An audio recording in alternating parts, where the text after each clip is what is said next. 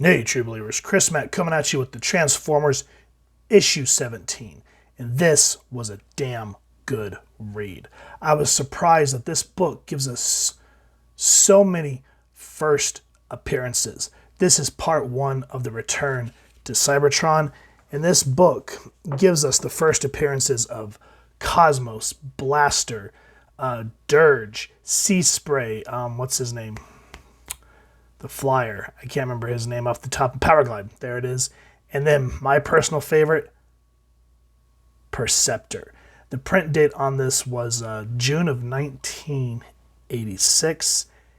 And what I like is as we return to Cybertron in this issue, we get to see how war-torn this planet is. Now, before we dive into it, let's talk about who created the smelting pool. This is Bob Budiansky writing, Don Perlin writer, Keith Williams inker, Janice Chiang letterer, Nel Yomtov doing colors, Mike Carlin doing the editing, and Jim Shooter was editor-in-chief. So some big names on this book, and right off the bat, like just looking at this one, I love the color choices that they used of the reds and the pinks, and then of course the lovely just Kirby crackle going on here in the background. I like how it kind of sets the tone, as it says, with no star to orbit. It spins through the endless reaches of space, a silvery spear sparkling like a rare gem against the velvety black void. But a closer look reveals it to be a pockmarked mechanical wasteland, a misery-ridden monument to 1,000,000 years of war and oppression. This is Cybertron, home planet of the Transformers. And it just really sets the tone. Now, just like in the cartoon, for those of you that are more familiar with G1 and whatnot, is the planet is depleted of energy. And what's happening here is the Decepticons are taking survivor residents that are kind of more just junk now, essentially, and they capture them, as you see here. It kind of reminds you of Terminator. It takes them back to this place called the Smelting Pool, and they're thrown in there to basically be burned alive into ingots for energy and resources for Cybertron. And that's how the Decepticons have been ruling Cybertron since Optimus Prime and Megatron have disappeared. Because at this point, the survivors of this planet don't know what happened to either the Autobot leader or the Decepticon leader. They just know that there was a battle that happened in space, and then they've been gone for however many Vorns, as they say on this world. And so we have what survivors they are doing what they can. And here is our first look at Blaster. It's been a rough morning. And what I like here is, you know how Jazz is a little more... it was Scatman Crothers that did the voice of Jazz, right? Or not at Blaster, it was... I get them confused. I want to say it was Blaster, but I'm not 100% sure off the top of my head. But anyway, he's a little more happy-go-lucky in the book. But here, no. He goes, by the primary program itself, where is that malfunctioning phallop scrounge? We were supposed to deliver the rendezvous 12 breams ago. And I'm thankful that Budiansky here goes, 1 bream is equal to approximately 8.3 Earth minutes. Because you just be like, okay, I don't know what a bream is, so I miss when writers would kind of let you know to kind of understand this otherworldly language. So again, he's waiting for his partner called Scrounge, but things happen and they get separated. What happens is Scrounge is he's kind of, as we learn later in the book, that no one really takes him serious. They always think that he's a mess up, a muck up.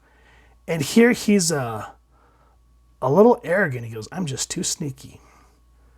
My data in context says that Spanner was taken here. And so they end up in an Autobot hideout. And I intend to find out soon. But when I do, Blaster and all the other bots will finally appreciate me. They'll stop treating Scrounge like a joke. After all, none of them has a hand that can do this. It's got wire-guided audio and video receptors. And, even though he's able to get the information from, I think this is Dirge here, I can't remember off the top of my head, but he ends up getting caught. But the information that he does get is something vital, which we'll talk about here in a minute. But as he's trying to return back to Autobot base, he gets caught. And Blaster's like, I can't wait any longer. I have to go back to base and reports what's going on. And here, this is where I get our first appearances of Power Glide, Cosmos, Sea Spray, and Perceptor. And again, just like as we talked about how in the cartoon, how everyone's more jovial and whatnot, you can tell that these characters have been under a war-torn planet for so long.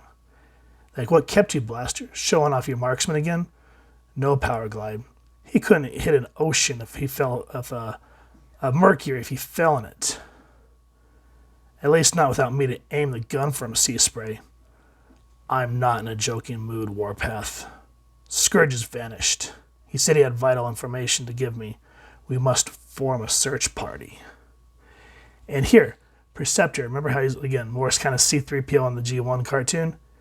You have the authority to order that blaster. I command this unit. The rest of us obviously find Scourge less valuable than you do. No doubt this is another one of his self-serving fantasies, and he's afraid we'll catch him in another lie. And as we go forward, you can kind of see how Blaster and Perceptor, even though they're partners, they do kind of bash heads. Forget him, Blaster. I ought to punch out your optical sensors for saying that, Perceptor. Scourge was telling me the truth, and I'll prove it. So they do kind of opt for a quick search party, even though they don't have the resources to do it.